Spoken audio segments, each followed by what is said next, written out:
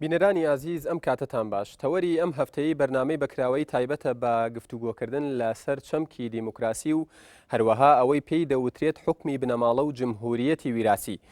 لە جیهانی مۆدێرن و دیموکراسیدا هەمیشە هەوڵی مرۆڤەکان بۆ بەدەستهێنانی زۆرترین دەسەڵات و پاراستنی ئەم دەسەڵاتە شتێکی نامۆ نەبووە و بەدی کراوە. لە هەر گۆشەنیگایەکەوە بڕوانینە پایەکانی دەسەڵات دەبینین دەسەڵاتدارەکان پەنا بۆ چەندین ڕێگا دەبن بۆ شەرعیەتدان بەمانەوە لەسەر کورسی دەسەڵات. گەرباس لە هەرێمی کوردستان بکەین دەبینین لە وەڵامی ئەو پرسیارەی کە بۆچی دەسەڵات تەنها لای یەکێتی و پارتیە گوێمان لەو وەڵامە دەبێت کە ئەوان خوێنیان لەم پێناوەدا ڕشتووە، خەباتیان کردووە و ئاوارە بوون و قوربانیان داوە. ئەمە سەرڕای ئەوەی ئەو پرسیارەش دەکرێت بۆچی حکمی ڕەهاش لەدەست نوخبەیەکی دەسەڵات یان بنەماڵەیەکی دیاریکراودایە. لەم سۆنگەیەوە دەستەواژەی حکمی بنەماڵە دەبێت بە ترس و مۆتەکە و دەبێتە خەمی لایەنە سیاسیەکانی دیکەی گۆڕەپانەکە. ئایا حکمی بنەماڵە تا چەند کاریگەری لەسەر دیموکراسی و ئازادیەکان هەبووە و دەبێت؟ حکمی بنەماڵە تا چەند کاریگەری لەسەر عەدالەتی کۆمەڵایەتی و دابەشکردنی سامانی گشتی هەیە و تا چەند ڕاستەکە دوو پارتە دەسەڵاتدارەکەی هەرێم کار لەسەر تۆخکردنەوەی ڕۆڵی بنەماڵە دەکەن و لە ماوەی ئەم 20 ساڵەدا ویستویانە ستراتیژیەتی حکمی بنەماڵە بچەسپێنن. ئایا لە کوردستان هەوڵێک هەیە بۆ دروستکردنی جمهوریەتی ویراسی و گواستنەوەی دەسەڵات لە باوکەوە بۆ کوڕ یان لە مێردەوە بۆ ژن یان بۆ کچ پاشان بۆنەوە؟ ئایا دەکرێت سیستمی کۆماری ببێتە بەدیلی سیستمی بنەماڵەیی و پشتاوپشت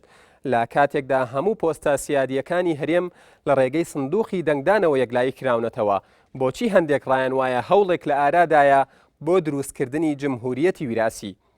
لەم بەرنمەیەدا بەکراوەیی تاوتوی پرسی دیموکراسی و حکمی بنەماڵە و لایەنە ئیجابی و خراپەکانی ئەم جۆرە حکومڕانیە لە کوردستان دەکەین. بینەرمان بن.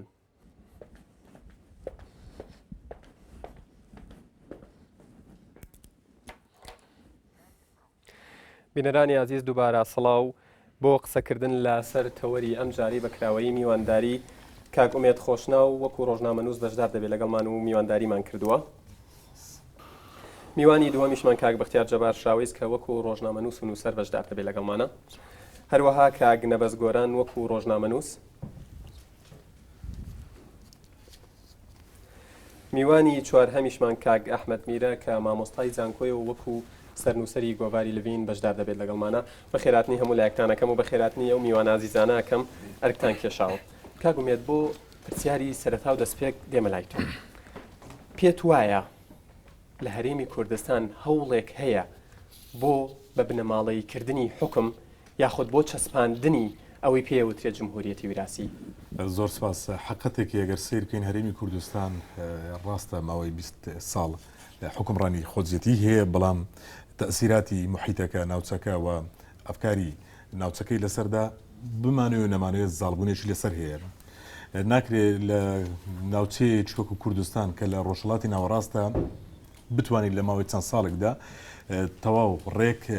ئەو دیموکراسیەتی کە لە وڵاتانی پێشکەوتوو هەیە لە کوردستاندا وجودیەبی. ئەگەر پرسیارەکە ئەوە بی هەوڵێکەبی بە ئاراستەی بردننی بنەماڵەیی من دەڵێم نەخێر،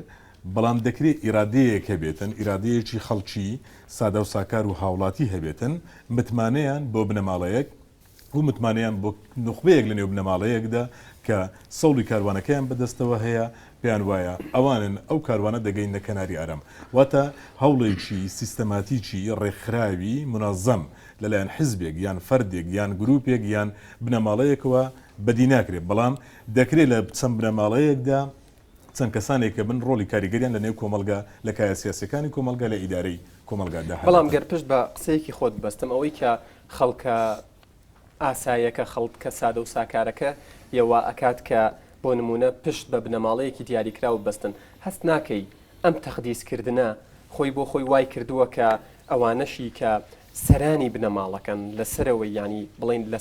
سەری هەڕەمی بنەماڵەکەدان ئەوانش بیر لەوە بکەنەوە کە حکمی بنەماڵە بچەسپێنن.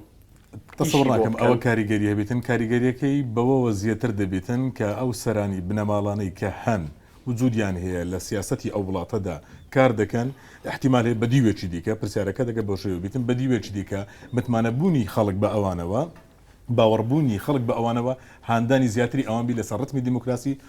کەواتە تۆ پێت وایە ئەوەی ئەوترێت کە جمهوریەتی ویراسی دروست دەکرێت و کار دەکرێت بۆ چەسپاندنی حکمی بنەماڵە غەدرە غەدرێکە و مزایدەیەکی سیاسیە و تەنها بۆ کەسبی جەماوەریەوە و بە ڕقەمیشەیە ئەوانەی قسە لەسەرەوە پرسە دەکەن خۆشیان تەطبیقی هەمان بابەت دەکەن لە دەسەڵاتێکی دیاریکراوی حزبێکدا. کاگومێت ئەم کە باس لە بە بنەماڵەیکردنی حکم و دەسەڵاتە کرێت زیاتر ڕاستە یەکێتی نیشتیمانی کوردستان و پارتی دیموکراتی کوردستان دوو پارتی دەسەڵاتداری سەر گۆڕەپانەکەن بەڵام زیاتر ناوی پارتی دیموکراتی کوردستان و بنەماڵەی بارزانی دێتە ئاراوە. ئەمە بۆچی؟ حقیقەتێکەیە وە کەسیشمان ناتوانین کاری لەوە بکەین لە ئینشقاقی 64ەوە ئەو تایتلە ئەو عینوانە وەبەر ماڵی بارزاندراوە هەمیشە باز لەسەرەوە دەکرێت تا بە ئەمڕۆ دەگاتن. بەڵام ئایا پرسیارێک لە کوردستاندا لە بوونی فرە حزبیدا ئایدۆلۆژیای جیاوازدا بیری جیاواز لە چەپەوە بگرێت تا مارکس ئیسلامیەوە تا لیبرالەوە تا سۆشال دیموکراتەوە تا دیموکراتەوە لە هەموو حزبەکان لە ناو پێکاتەی حزبەکەدا چەند کەسێک لە بنەماڵەیەکدا وجودی هەیە لە قیادەی حزبەکەدا و لە ڕسمی سیاسەتی حزبەکەدا تەنها پارتی دیموکراتی کوردستان نییە کە ئەو کارەیان ئەو تایتڵی بە باڵایەوە بگیرێتن تەنها شتێکی بەعدێکی تاریخی هەیە تا دێمەوەلات بۆی بزانم کەی تریشە لێرە بەو مەسەلەیە متەئەسیرە کاک نەبەس دێمە لای تۆ کاگومێت ئەڵێ غەدرە کە بوترێت لە کوردستاندا کار بۆ چەسپاندنی حکمی بنەماڵە دەکرێت تۆ لەم بارەیەوە ڕاچیە ئایا پێت وایە فعلەن ئەمە غەدرە دەکرێت یاخود نەخێر بە دیوەکەی ترە هەوڵێک هەیە بۆ ئەوەی محاولەیەک هەیە بۆ ئەوەی جمهوریەتی وراسی دروست بکرێت. ئەزانیم کێشەی گەورەی ئەم وڵاتە لە ڕووی فەرمانڕەوایەتیەوە ئەوەیە کە لەسەر کۆمەڵێک کۆڵەکە وەستاوە ئەو کۆڵەکانەش پەیوەندی بە خێڵ و بە بنەماڵەکانەوە هەیە ئەمە پەیوەست نیە تەنها بە یەک حیزبەوە پێوەستە بە کۆی ئەو مەکتەبە کۆنەوەی کە لە ساڵانی پەنجاکانەوە لە هەرێمی کوردستان دروست بووە و ئەگەر تۆزێکیش بچینە دواوە ئێمە سێ وێزگی فەرمانڕەوایەتیمان هەیە لە هەرێمی کوردستان بڵێن لە کۆی چوار پارچەکە وێزگەیەکیان لە مەهاباد بووە وێزگەیەکیان شێخ مەحموود بووە ئەم وێزگەی ئێستش هەر سێ وێزگە کە پێک هاتووە لەو بنەماڵانەی کە چوونەتە ناو دەسەڵاتەوە و کۆی جونگەکانی دەسەڵاتیان داگیر کردووە و ئەوانەش زۆر جار لە هەر سێ وێزگەکە زۆر جار ئەوانی کە دەسەڵاتیان وەرگرتووە بریتی بوون لەو کارکتەرانی کە بەشێک بوون لە کارکتەری باڵادەست لە خێڵە یعنی ڕێگوڕیشەی ئەم مەیلە کە خێزانە باڵادەستەکان یاخود بنەماڵەکان ئەبێ دەسەڵاتیان هەبێ زۆر دوور و درێژە لە ناو کووردە هی ئێستا نییە یانێ ئەتوانین بگەڕێنەوە بۆ سەردەمێکی زۆر کۆن کە کورد بە پشتبەستن بە بنەماڵە گەورەکان بە پشتبەستن بە خێڵە گەورەکان هەم توانیوێتی شۆڕش بکە و هەم توانی وشێتی کۆی جونگەکانی دەسەڵات بگرێتە دەست. تۆ باس لە سێ سەردەمی جیاواز کرد کە لە هەر سێ سەردەمەکەیە بنەماڵە و خێڵ ینی زاراوەگەلێک بوون کە پشتی پێبەستراوە و لە ناو خەڵکە باس کراوە هەست ناکەی ئەمە بۆ بگەڕێتەوە کە ئەم بنەماڵانە لەم سێ سەردەمە جیاوازەدا و گەر بە تەحدیدی لەسەر دوای ڕاپەڕین قسە بکەین ینی بنەماڵەیەکی خەباتگێڕ بوون ماندوو بوون خەباتیان کردووە خوێنیان ڕشتووە بۆیش زیاتر ناوی ئەوان زەقبووەتەوە بۆچی ناوی بۆ نمونە بەرامبەر بە بنەماڵەی بارزانی بۆچی ناوی بنەماڵەیەکی تر زەق نەبووەتەوە بۆ بێزەبت بارزانی ئەوە بۆ ناوچەی بۆ باشووری کوردستان ئاوایە ینی بۆ نمونە زیاتر فۆکس لەسەر یەک دوو بنەماڵەیە لە هەرێمی کوردستانە لەبەرەوەی ئێستا فەرمانڕەوایەتین بەڵام خۆ ئەگەر فۆکس بخیتە سەر ڕۆژهەڵات بە هەمان شێوە دووبارە بێتەوە فۆکس بخیتە سەر مێژوو بە هەمان شێوە ئەوە ئەبینێت ئەوەی کە نایبینین کە بنەماڵە فەرمانڕەوایەتی هەبێ لە تەنها لە ناو پارتی کرێکارانی کوردستانە لە ناو فکری بیرکردنەوەی ئاپۆوە تەنها ئەوە نابینی ئەگینا لە کۆی فکری سیاسیەکانی هەرێمی کوردستان لە ڕابردوو لە ئێستادا ئەو مەیلە هەیە کە زیاتر بیری لە بنەماڵەکەی کردوێتەوە بیری لە خێڵەکەی کردوێتەوە بیری لە کوڕەکەی کردوێتەوە بۆ وەرگرتنی دەسەڵات بۆ پۆست پێدانی لەوەی کە بیر لە کەسێکی تر بکاتەوە لە دەرەوی خۆیەوە و ئەمە یەکێکە لەو خاڵە جۆهریانەی کە لە ناو فکری کارکتەری ئینسانی کوردیە هەیە و ئەمە ئەبێت لە کۆڵینەوەی زۆر جدی لەسەر بکرێ و دیوێکی تریشی ئەوەی تۆ ڕەنگە ڕاست بێکە بەشێک لەم بنەماڵانە بەشێک بوون لەو خەباتگێڕانەوە بەشێک بوون لەوانەی کە ماندوو بوون و هیلاکیش بوون بەڵام ئەمە مانای ئەوە نیە ترس لە حکمی بنەماڵە بوو من چەند نمونەیەکی بەسیتت بەمێ لە سعودیە لە عەمان لە بریتانیا لە یابان بڵێن ژاپۆن لە کۆریا لە ئیمارات لە ئیسپانیا چەندین لە لوبنان عایلەی حەریریمان هەیە یعنی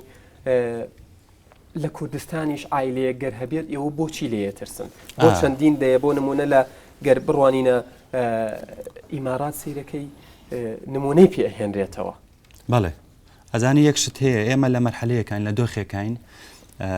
دەورە دراوین بە کۆمەڵێ دەوڵەتی زلهێرجیەک دوو لە دۆخێکان کۆی جونگەکانی ژیان لە هەرێمی کوردستان لەلایەن بڵێن دوو هێزی فەرمانڕەوە هین کراوە کۆنتترۆل کراوە و لەم دوو هێزە فەرمانڕایشە ینی کۆمەڵی گروپ هەن ینی کۆمەڵی ئەندامی بنەماڵە و ئەندامی خێزان هەن ئەتوانین دەستنیشانیان بکەین و ئەمانە زۆر جار ینی بەپێی ڕابردوو و بەپێی ئێستا زۆر جار بوونەتە مەترسی لەسەر ئازادیەکانی ئینسانی کورد و بوونەتە مەترسی لەسەر ئەو خەونانی کە ئینسانی کورد ئەوێ وەکو تاکێک بیان بینێەوە کاریان لەسەر بکە ئەمانە بووە ئەوەی کە ئەو ترسە دروست بێ کە لە نەتیجا ئەم ئەندامانی بنەماڵەیە یاخود ئەم بنەماڵانە ببنە سەبەبی ئیفلیجبوونی دیموکراسی لە وڵاتەکە ئێمە. سپاس دەکەم. قسەی ئەخیری کاکنەبەزت بۆ کەم بە پرسیار ئەوەی لەم نێوەندەیە باسی لێواکرێت تەنها پارتی دیموکراتی کوردستان نییە دەوترێت کە لە ناو یەکێتی نیشتیمانی کوردستانیشە خێزانی یاخود عیلەی تاڵەبانی هەیە کە زۆربەی بڵین پۆستە سیادیەکانیان داگیر کردووە و وەکو کاکنەبەزی ژووتی ئەم بە بنەماڵی کردنە یاخود تۆخکردنەوەی بنەماڵە لە ناو ئەم دوو حزبەیە وای کردووە کە مەترسی و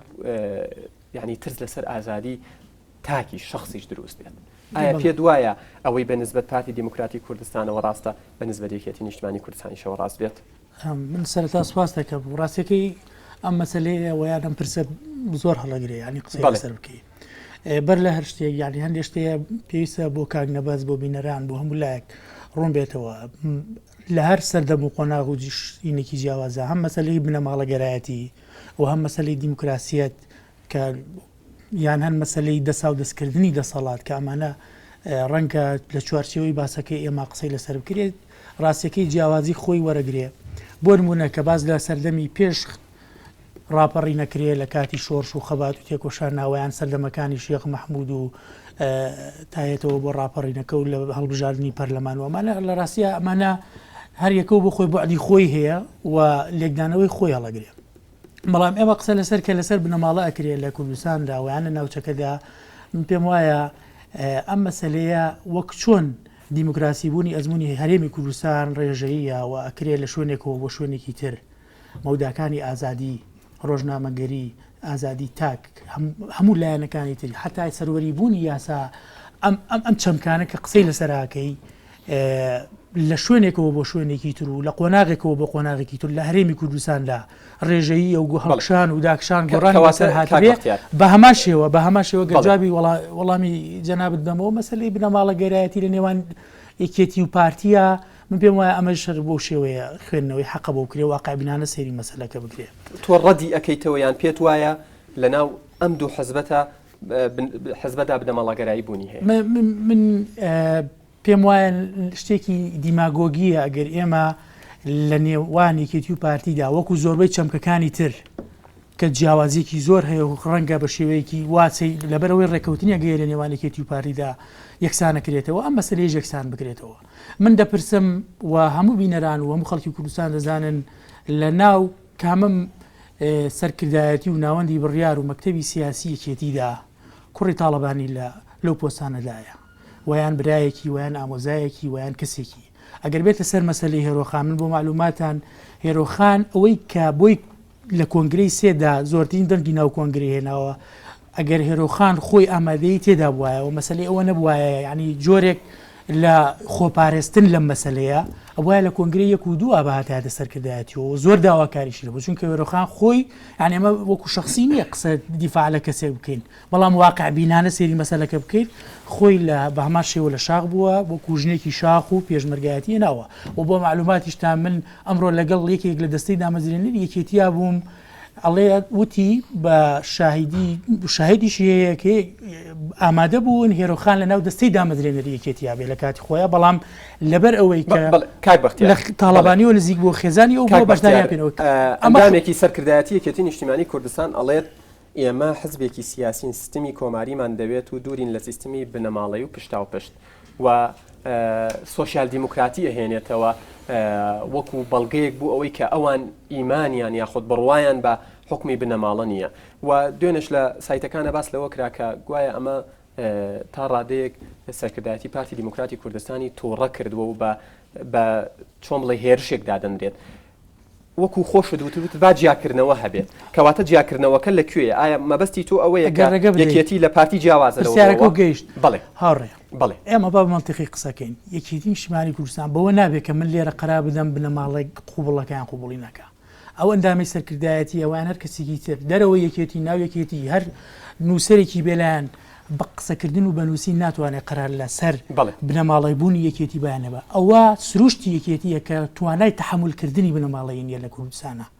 فکری یەکێتی باگراوندی یەکێتی مێژووی یەکێتی قۆناغە جیاوازەکانی یەکێتی ئەو جیاوازیە فکری کە لە ناویە هەبووە لە ڕابردوودا بە ئێستاشەوە ئەو ئازادی ڕادەربینەی کە لە ناو یەکێتیە هەیە ئەو زیندوێتی کە یەکێتی هەیە مەوداکانی فراوانبوونی ئازادی و دیموکراسی لە ناو یەکێتیدا قوبوڵی بنەماڵی نەگەر بۆ تاڵەبانی بۆ هەر کەسێکی تریش کە بوێ ئەم سیستەمە دامەزرێت ناو یەکێتی ئەو کاتە مەرگی خۆی ئەلانەکە نەک مەرگی حیزب. سپاس مامۆستا دێمە لای تۆ بە کورتی پێت وایە لەلایەن یەکێتی و پارتیەوە هەوڵ هەبێت بۆ تەوریسی سوڵتە و دەسەڵات بێویژدانی ئەگەر ئێمە زۆر بە دیقەت و بە منطقی و ڕاشکاوی قسەکەم یەشێتی و پارتی لە تا یەک تەرازوودا بنین لە مەسەلەی مەفهوم و تێگەشتنی سیاسیان بۆ سوڵتەی بنەماڵە ئەم دوو حیزبە دوو حیزبی جیاوازن بەڵام ماکی بنەماڵی بوون یا حەزی بنەماڵی بوون وەکو کاک دەبەز وتی بەشێکە لە کللتوری سیاسی لە کۆمەلگای ئێمەدا کە هەموو هێزە سیاسیەکان ڕەنگە حەزێکیان لەوە هەبێ بەرەو بنەماڵی بەرین بەڵام ئێمە ئەبێ زۆر بەڕاشکاوی ئەم دوو حیزبە سیاسی کە فەرباڵدەوان لە هەرێمی کوردستان جیان بکەینەوە کامیان ماکەکانی بنەماڵە بوونیان تێدایەوە کامیشان هەوڵ ئەدا نزیک بێتەوە لەوە لە واقع ئەوەی کە لە بەرجەستەیە پارتی دیموکراتی کوردستان زۆر بەڕاشکاوی حیزبێک کە نیشاردۆتەوانێت لە ساڵی 1946ەوە کە دامەزراوە ماوەی 66 ساڵە دوو سەرۆکی گۆڕیوە لە کاتێکا بۆ نمونە حیزبیەکی کۆماری ئەمریکا 16 جار پۆستی سەرۆکاری حیزبەکەی گۆڕیوە ئەویش ئەگەر وەفاتی بارزانی نەبووە ڕەنگە تاکو ئێستا لە کورسی حکومڕانی بمایەوە من لە هەموو بینەریشی بەڕێزە پرسم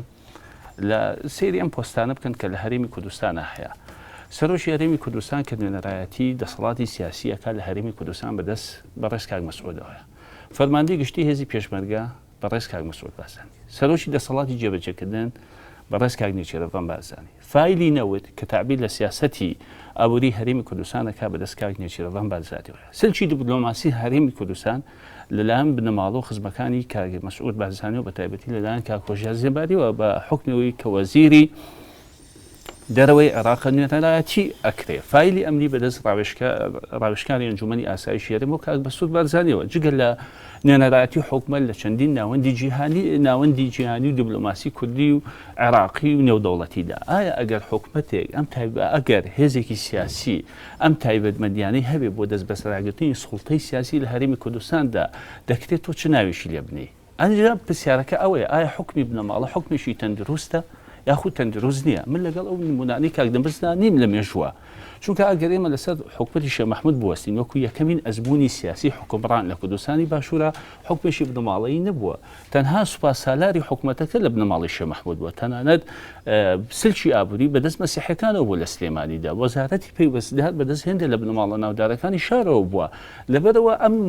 مۆدێلی حکمی بنەماڵی مۆدێلێکە تازەیە بە تایبەتی لە دوای ڕاپەڕینەوە ماکەکانی لە هەرێمی کوردستانە ڕەنگ و ڕێشەی داکوتیوە لە مێژوو بەشەرێتدا حکمی بنەماڵە حکمێکی سروشتی بووە هیچ کۆمەلگای نابیدینەوە لە مێژوو بەشەرێتدا بە قۆناغی حکمی بنەماڵەیی تێپەڕ نەبوو بێ بۆ نمونە کۆمەڵناسە گەورەکانی وەکو هۆبز و ئۆکسکۆنت کاتێکە پۆلێنی گەشەی عەقڵی مرۆڤایەتیەکەن باز لەوە ئەکەن کە لە قۆناغیشی دیاریکراوی مێژوویدا بنەماڵەکان حکومڕان بوون و مێژوو شایدە لەسەر ئەمە بەڵام حکمی بنەماڵەیی لە قۆناغەکاندا پاشەکشەکە واتە لە سەردەمی مۆدرنێتەدا یاخود لە سەردەمی جیهانگیریدا گەڕانەوە بۆ حکمی بنەماڵە یەکێکە لەو تاوانە سیاسیانەی کە کۆمەڵگا تووشی قەیرانی قوڵ ئەکا تەنانەت ئەوەی کە لە هەرێمی کوردستانە لەگەڵ احترامی زۆرمە ئەو گوزارێ ئەو سیستەمی کە ئێستا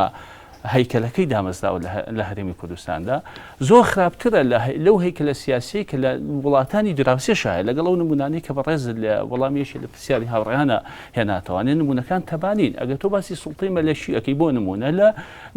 لە سوید لە بەریتانیا ئەمانە ڕەمزن بۆ ئاشتەوایی نیشتیمانی ڕەمزن بۆ ئاشتەوایی کۆمەڵاتی ڕەمزن بۆەوەی کە هەموو تاکێک لە کۆمەلگاشی مۆدرنێتەدا ڕێز لە مەلیکەکەی ئەگەی وەکو سیادەی دەوڵەتەکەی بۆ نمونە لە ئیمارات سوڵتەی بنەماڵە توانیوێتی ڕۆڵێکی گەشت ببوورە نمونونەکان ببوورە نمونونەکانیان وانە تەنانەت ئەم نمونەی لە هەرێمی کوردستانە هەیە لە سووریاشنیە چونکە سوڵتەی یەکەم ڕاستە لەسەر دەست بنەماڵی ئەسەدایە بەڵام لە دوای بنەماڵی ئەسەدەوانێت سوڵتەکان دابەژە بێ ئەگە بیتە ناو یەکێتی نیشتیمانی کوردستانە ئەو قسەی کاک بەختیار تا ڕادەیەک دروستە هێزی لەبەرەوەی یەکێتی نیشتیمانی فرەجەم سەرە یاخود بەزارەوەی تازە فرە کوتلەیە ئەگەر بنەماڵی تاڵەبانیش بیەوێت دەست بگرێ بەسەر ئەم حیزبەدا ڕەنگە بووین دەکرێەوە ناشگونجێ هەرچەندە هەوڵی گەورەشەیە کاک بەختیار نەبێەوە بشاریتەوە مەسەلەن ئێستا باز لەوە ئەکرێ کە کاقوبات ئەهێنرێتەوە بۆ هەرێمی کوردستان وەزارەتی چاودێری بۆ دائەمەزێرێ هێرۆخان کە بڵێن لە مەکتەبی سیاسیدا و دەپرساوی گەورەتی مەڵبەندی ڕەخستی یەکێتی نیشتیمانی کوردستانە کاک لاهوری شێخجەنگی بەرپرسی گەورەترین دەستگای ئەمنیە لە هەرێمی کوردستانە پێشتر باڤێڵ تاڵبانی بەڕێوەی ئەبەر لەبەرەوە خصوصیەتی ببوورە ئەگەر من وەزار قسەکانم بە جەناب نەبڕێ ئەگەر ئاخرێتە تۆ چۆنەڵێ ئاراسی قسەکە دێنایەوە زۆر دەپرسم کە دەوترێت زیاتر بنەماڵە و ئەوەی کە لە ناوچەکەدا هەیە بۆ نمونە باوک بۆ کوڕ تۆ باسی هێرۆخانەکەی ئێمە نمونەی زۆر قسەمان کرد لەسەر مۆسەلی هێرۆخان ئایا لە ناو کۆنگرەدا زۆرتی ببوورە دێنێ خۆ لە ناو پاتی شار وایە کاک بەسوود و یادگارەکە و شاناز هەیە ئەی نمونونەکان حەقی خۆمان لە دەسەڵاتی سیاسیانی لەسەر ناوەندی بریانێکی پۆستی هەستیارە زایتی کاک ئەحمەد من نازانم قسەکردنە دکتۆر ئەوزانم قسەکان بە جەناب نەبڕێ ئەزانم برای حەقی خۆمە لەسەرەوەی فڵان کەس دێننەوە قسە جیایە باشە لەسەر واقع قسەکەیت ئێستا نوێرەدایەتی گەورەترین دیبلۆماسیەتی کوردیەکە لە ئەمریکا لەوێماوە تا ئەم لە حسێژ ینی بە شێوەیە تا ئەم ساتەش کە دێتەوە ئەو پۆسی بەجێشتۆ بەرامەت بە پۆستێکی تر ئەمە جزئیاتی قسەکردنەکان بوو بە کاک بەختیار بێمەوە قسەکان ئاراستی قسەکانی تێگا پرسیاری ئەوەی ئایا حکمی بنەماڵی حکمێکی تەندروستە لە وەکوەوەی کە لە پێشەشی بەرنامەکەی بەڕاستا باسەکە حکمێکی تەندروست نییە وەکو وتم واقعیەتی مێژووی ئەم حکمی بنەماڵی بۆ قۆناغی لە قۆناغەکانی مێژوو وەکو سروشتێکی گەشەی کۆمەڵاتی بوونی هەبووە بەڵام لە ئێستادا باسکردن لەوەی کە حکمی بنەماڵە کۆنتڕۆڵی دەوڵەتێکی دیاریکە و شتێکی زۆر خراپە چونکە سلوکی ئەم سیستەمە سلوشێکی تەندروست نیە لەگەڵ دنیای پێشکەوتنە ناگونجێ قەواعیدی ئەم جۆرە سیستەمە قەواعیدێکە کە لەگەڵ بەرژەوەندی گشتەکانی کۆمەلگادا تەبا ناوەستێتەوە شەرعیەتی ئەم جۆرە حکومداریەتە شەرعەتێکی تەندروست نیە و سیادەشی سیادەیە کە تەنها بۆ بنەماڵێکی مەترسی ئەوەی کە کاک مەسعود بارزانی کە سەرۆکی حزبێک کە سەرۆکی هەرێم بێت فەرماندەی گشتی رەوان بارزانی بۆ نمونە سەرۆکی حکوومەت بێت کاک مەسرور بۆ نمونە لە دەستگای ئاژانسی پاراستن بێت و بڵێن بەرپرسی مەسەلە ئەمنیەکان بێت و تا دێتە خوارەوە مەترسی ئەمە لە کوێدایە من بە بۆچوونی من پارتی دیموکراتی کوردستانی توانی بە شکلێکی نەرمتر مامەڵە لەگەڵ سیستەمی حکومڕانی بکەوە وەکو هەر حیزبێکی تر مافی خۆیەتی کە لە ململانەی هەڵبژاردندا بۆ چەندین ساڵی تریش کورسیەکانی پەرلەمان ببەرێتەوە ئەوەیە ئەوان لە ڕێگەی سندوقی دەنگدان بڵێ ببوورە وەکوتم ئەیتوانی بە شێوازێکی نەرمتر لە ڕێگای سندوقەکانی هەڵبژاردنەوە بۆ چەندین جاری تر مافی سروشتی خۆیەتی کورسیەکانی پەرلەمان بەرێتەوەێ وەکو زۆرینە حکومت پێک بهێنێت بەڵام چۆن حکومتێک پێک دەهێنێت حکومتێک پێک دەهێنێت کە بەرژەوەندەکانی هاونیشتیمانیان دەپارێزێ یاخود حکومتێک پێک دەهێنێت کە بەرژەوەندەکانی حیزب و باڵادەستی حیزب ئەپارێزێت لە هەرێمی کوردستاندا مەترسی ئێمە لەم جۆرە حکومڕانیە چییە قۆڕەکردنی کورسیە هەستیارەکانە بۆ حیزبێکی دیاریکا و بۆ بنەماڵەیەکی دیاریکا و کە ئاماژەی ئەوەی تێدا هەیە کە دیموکراتیت لە هەرێمی کوردستاندا دەکەوێتە بەردەم مەترسیوانێ لە سای دەم بۆی کاتیوانەکانی تریش کاگومێت دێمە لای تۆ کۆمنتی خۆت لەسەر کۆی قسەکان و کاک ئەحمەدی شەڵێت بۆ نمونە داگیرکردنی یاخود ئەم پۆستە هەستیارانە کە لەلایەن بۆ سەرۆکی هەرێم و سەرۆکی حکوومەت و سەرۆکی ئاژانسی دەستگای پاراستن و چی ئەم هەموو نمونانە کە خۆت بە وازحی ئەیان زانی ئەڵێ ئەمە مەترسی لەسەر دیموکراسی دروستەکە بۆچی جارە پێشەم شتێک پارتی شتێکە حکومڕان و حکوومەتی شتێکی دیکەیە واتە ئەگەر باز لە پارتی و داخلی پارتی دەکەین حەقی پارتیەکانە تەنها خۆیان قسەی تێدا بکەن وەڕیانە بیتن و کۆمنتیانە بیت و سەرنجیانە بڵێن ئەوە اعتقاد و قسەی ئێمە لەسەر حکومە لەسەر حکومڕانیە لەسەر کایەکانی داخلی پارتی حکومڕانی باز دەکەن ئەوە اعتقاد و باوەڕ و متمانەی خەڵکە پارتیەکەیە ئەوانە اختیار دەکاتن. ئەگەر باز لە سیستەمی حکومڕانی دەکەین سەرۆکی هەرێمی کوردستان کە بە نمونە دەهێنرێتەوە سەرۆکی پارتی دموکراتی کوردستان و لە بنەماڵەی بارزانیە سەرۆکی هەرێمی کوردستان قوربان بە سەدا هەفتەی دەنجی هاوڵاتیانی هەرێمی کوردستان هاتوتە حکم لە چێبڕچەیەکی دیموکراسیدا هاتوتە حکم سێ منافسی هەبوو هاتوتە حکم واتە ئەوە ئیرادەی جەماوەری کوردستانە ناکرێ بێ حرمەتی بەرامبەر بە ئیرادەی خەڵکێک بکرێتن کە متمانەی بە سەرۆکێکدا ئێستا من وەکو کەسێک یان فەردێک یان گروپێک یان بۆچوونێکی جیاواز قبولم نەبیتن. سەرۆکی حکوومەتی هەرێمی کوردستان استحقاقی هەڵبژاردننی هەموو حزبێکی سیاسیە لە کامە دنیادا بووە ئەوە بەنسبەت سەرۆکی هەرێمەوە کە لە ڕێگەی هەڵبژاردنەوە دەبینین برازاکەی کە کاک نەجیبان بارزانیە سەرۆکی حکوومەت بڵێ کە سەدەمەی باسی سەرۆکی حکوومەت بکەم استحقاقی هەڵبژاردننی هەموو حزبێکی سیاسی لە کامە دنیای مۆدرن لە کامە دنیای پێشکەوتو لە کامە دنیای دواکەوتو شتێکەیە پێی بگوترێتن مەمارەسەکردنی چەمچی دیموکراسیەت لە دیموکراسیەتدا براوەی هەڵبژاردن بی من بیبمەوە بۆ توی بەجێ بێڵم شتیوانە بووە لە هیچ دنیاگەوە نەبووە استحقاقی هەڵبژاردننی پارتی و یەکێتی لە هەڵبژاردننی 25 هەفت و هینانی دەنگی ڕێژەی قانونی ئەندامانی پەرلەمان و ئیتفاقی بینی ئەو دوو حزبە ئەوە دەخوازێتن کە حکوومەت تشکیل بکە پارتی دموکراتی کوردستانیش بەهێزترین کەسایەتی خۆی کاندید دەکا بۆ سەرۆکایەتی حکوومەت کە مەقبولە بەلای خەڵکی دیکەی غیرە پارتیشەوە بوونی سەرۆکی ئاژانسیش وە باسکردنی لەو مەسەلانی کە بەتایبەتی لە دوای ئەنجومەنی ڕاوێژکاری ئاسایشی نەتەوەیی هێندە زەقکردنەوەی ئەو بابەتە قسەکردن دەربارەی ئەو بابەتە شتێکە غەیری مامەڵەکردن لەگەڵ سۆز و عاتیفەی خەڵکو بەلا ڕێدابردن و چاواشەکاری چی دیکەی لێ بەدی ناکرێت کێ ئەمە بەڕێز مەسرور بارزانی بەلا ڕێدا دەبات کێ خەڵک چاواشاکە بوازحە لە وڵاتی ئێمەدا سیستەمێکی دیموکراسی هەیە و ئۆپۆزیسیۆن هەیە ئۆپۆزیسیۆنی وڵاتی ئێمە ممارەسەکردنی ئۆپۆزیسیۆن بوونی خۆی لەگەڵ شعوری هاوڵاتی مەجالتە دەم دوای ناوبڕەکە کاتی ناوبڕە بوونی مەسرور بارزانی کە باز لەوە دەکرێت مەسرور بارزانی کە ئەو حزبانەی حکومڕان و حکومەتیان پێکناوە دیسانەکە بە ئیتفاق کەسێک بە ئەزمون و ئەزمونێکی سەرکەوتوو لە بواری حکومڕانیەوە نمونە هەیە و هەرێمی کوردستان بقارنە لەگەڵ ناوچەکانی دیکە دووش ئەو بەتەنیانە جێگرێکی هەیە تیمێکی دەیان کەسی لەگەڵدا هەیە ئەو ڕاوێژکاری ئەنجومەنی ئاسایش ئەم جێگرە و زۆر بە کورتی ئەم جێگرە و ئەم تیمە دەکەسیە دیسانەوە بە تەوافق دابشکراون ئەو جێگرەوە ئەو تیمە دەکەسیێت دەکرێت بە تەوافق بی